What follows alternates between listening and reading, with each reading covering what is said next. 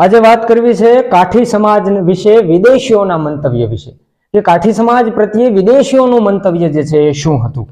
તો એમાં James kernel ટોડના મતે જો જોવા જઈએ તો એમણે કાઠીઓને જે છે એ પશ્ચિમી દ્વીપકલ્પની સૌથી મહત્વપૂર્ણ જાતિઓમાંની એક જાતિ માનવામાં આવે છે, આવો ઉલ્લેખ કરેલો છે। આ સિવાય કર્નલ જે.ડબલ્યુ. વોટસને તો કાઠી સમાજની વસ્તી તેમજ રહેણી કહેણી, ભાતીગળ પરંપરાઓ અને કાઠિયાવાડ પ્રદેશની રચના વિશેનો ઉલ્લેખ જે છે એ કર્નલ જે.ડબલ્યુ. વોટસને પોતાના પુસ્તકોની અંદર જે છે એ કરેલો છે।